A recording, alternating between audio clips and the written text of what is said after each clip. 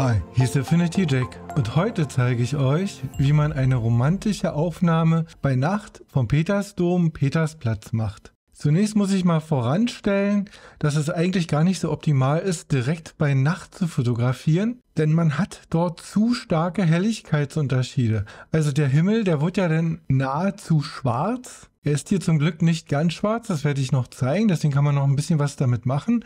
Aber er ist eben sehr dunkel und man hat durch die Lichtquellen andersrum das Problem, dass es eben auch sehr hell ist. Also auf Anhieb, wenn man mit einem Fotoapparat fotografiert, wird man ein sehr enttäuschendes Ergebnis erhalten. Im Gegenzug dazu, wenn man mit dem Handy fotografiert, wo ja bereits eine künstliche Intelligenz drin steckt, dann hat man meist sehr gute Fotos, weil es praktisch schon während der Aufnahme selbstständig durch eine KI nachbearbeitet wird. Also wäre es eigentlich besser, man fotografiert noch nicht bei Nacht, sondern am Abend. Nur das wird nicht immer gehen. Also bei mir ging es jetzt auch nicht. Ich war spät unterwegs, man sieht es hier an der Uhrzeit, knapp 23 Uhr. Ich wollte damit erreichen, dass der Petersplatz möglichst leer ist. Also er ist nie leer, das kann ich schon mal sagen. Es sieht so aus, als wäre er leer. Das liegt aber an der Langzeitbelichtung, die ich gemacht habe. Im Prinzip, hier waren überall Leute, die sind hin und her spaziert. Bei einer Langzeitbelichtung werden die dann eben unsichtbar. Man sieht nur ab und zu noch Leute, nämlich dann, wenn sie zwischendurch mal stehen geblieben sind, so wie hier. Um die werde ich mich aber auch noch kümmern. Nun fange ich im ersten Schritt an, das Foto richtig auszurichten. Also, es ist ja schief und es ist verzerrt. Es hat stark stürzende Linien. Es liegt daran, dass ich natürlich mit einem Weitwinkel aufgenommen habe und dass dieses Gebäude wirklich sehr groß ist und da kriegt man natürlich automatisch stürzende Linien. Ich werde jetzt zuerst den Horizont begradigen. Dazu gehe ich auf das Zuschneidewerkzeug und nehme als Begradigungslinie diesen Zaun. Der ist ein wunderbarer Horizont. Also klicke ich Begradigen an und wähle jetzt eine Kante, klicke einmal und ziehe eine Linie auf der Oberkante des Zauns und lasse los. So, jetzt ist es schon mal gerade ausgerichtet und befinde ich mich hier im Zuschneidemodus, nehme 16:9, denn hier oben ist ja im Prinzip keine Information. Hier ist alles dunkel. Das kann ich also getrost wegschneiden. Ebenso möchte ich hier ein klein bisschen wegschneiden. Das ist mir einfach zu unruhig. Ich kann es nicht ändern, dass da nun ein Auto stand und so weiter, aber es ist mir jetzt gerade ein bisschen zu prominent. Also mache ich Folgendes. Ich gehe mit dem ganzen Zuschnitt ein Stück runter und drücke ich erstmal Enter. Dann haben wir schon den ersten Schritt absolviert. So, jetzt ist zwar der Horizont gerade, aber insgesamt ist das Bild immer noch krumm und schief. Wie ich sagte, es liegt an den stürzenden Linien mit dem Weitwinkelobjektiv. Das kann ich aber gerade ziehen mit einem Live-Filter Perspektive. Dazu empfiehlt es sich, jetzt mal ein Stück rauszugehen aus dem Bild und werde jetzt an den Eckpunkten so lange ziehen, bis die Linien gerade wären. Also, jetzt achte ich erstmal auf diese Kante und will die jetzt gerade ziehen. Das dürfte so in etwa auch der Fall sein. So, jetzt ist hier drüben alles sehr schief. Hier ist es ein wenig schief, also man muss so einen Kompromiss erreichen. Ganz gerade wird es nicht gehen. Ich würde mal sagen, dass es so in etwa jetzt gerade ist. Dann schließe ich das Ganze und werde jetzt nochmal zuschneiden, wie ich gerade sehe, weil mich das hier jetzt so ein bisschen stört. Das möchte ich jetzt nicht sehen.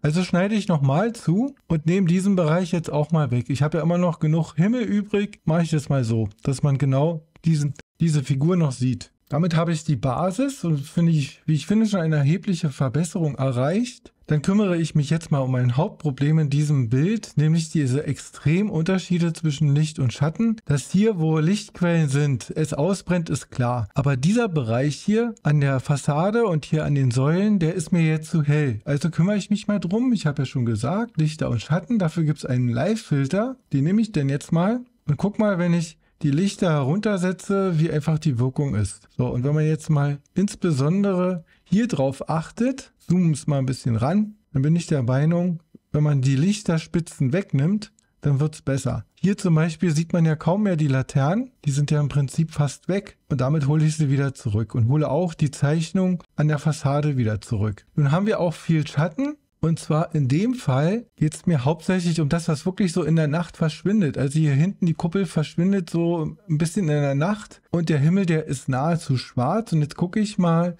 ob ich den ein wenig aufhellen kann. Also man muss aufpassen mit diesem Filter, wenn man zu doll rangeht. Es sieht dann nachher grauenvoll aus. Es wird einfach nur fade und blass. Jeglicher Kontrast verschwindet. Aber wenn man hier so ein bisschen rangeht, dann zeigen sich wieder Konturen und dann kann man entsprechend mit der Nachbearbeitung einiges erreichen. Also würde ich mich für diesen Wert erstmal entscheiden. Ich zeige mal ein Vorher-Nachher alleine mit dieser Maßnahme. Und denke, ja, das ist eine gute Basis. Ein Teil des verlorenen Kontrastes hole ich mir jetzt wieder zurück durch einen Live-Filter Klarheit. Der schafft Kontrast und eben auch ein bisschen Schärfe, denn ich wollte ja, dass die Kuppel sich ein bisschen abhebt von dem Himmel. Das tut sie auch, aber leider ist der Kontrast dadurch weg. Und jetzt hole ich mir wieder ein bisschen was davon zurück. Also man muss aufpassen, bis es dann irgendwann unnatürlich aussieht, aber ich gehe mal bis hier zu diesem Wert ran. Und jetzt ein weiteres Mittel, um Kontrast zu erreichen, ist eine Anpassungsebene, Helligkeit und Kontrast. Auch hier gehe ich jetzt nach Geschmack vor, müssen wir mal gucken. Das Problem daran ist, wenn man sehr viel Kontrast reinzieht, dann wird der Schatten eben auch wieder sehr viel dunkler. Also muss man aufpassen, beziehungsweise deshalb steht eben der Helligkeitsregler direkt da drüber, kann man es dann eben auch wieder aufhellen. Und da würde ich mal mit diesen Werten hier so arbeiten. Auch hier nochmal ein Vorher-Nachher.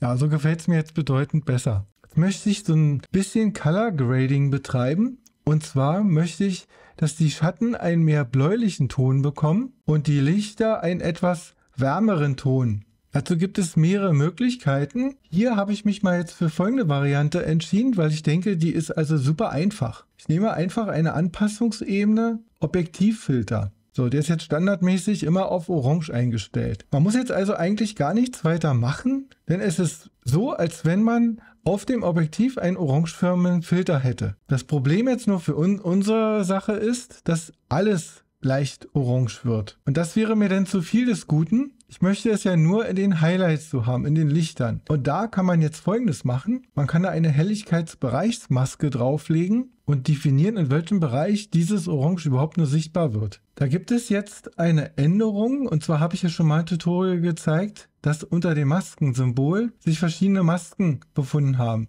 Das hat Affinity Photo wieder geändert. Das ist jetzt nicht mehr. Es kommt einfach nur standardmäßig die Maske. Die werde ich jetzt also mal wieder entfernen. Jetzt findet man diese Masken hier oben unter Ebene, neue Live-Maskierungsebene. Und da der Helligkeitsbereich. Das ist sozusagen eine Luminanzmaske, wie man sie aus Photoshop zum Beispiel kennt. Nun habe ich gesagt, dieses Orange, das wirkt jetzt ja überall. Das möchte ich nicht. Ich möchte nicht, dass es im Schatten wirkt. Diese Linie zeigt aber an, dass die jetzt durchgängig wirkt, diese Farbe. Ich möchte aber nur einen hellen Bereich, also nehme ich sie aus den dunklen Bereichen raus. Und wie weit, kann ich hier selber bestimmen. Und ich würde mich für diesen Weg entscheiden. Jetzt zeige ich hier mal ein Vorher-Nachher. Also man sieht es insbesondere hier oben, finde ich, dass da jetzt weniger orange ist, aber sehr wohl hier. Und so wollte ich es ja haben. Und jetzt möchte ich nochmal so einen Objektivfilter anlegen.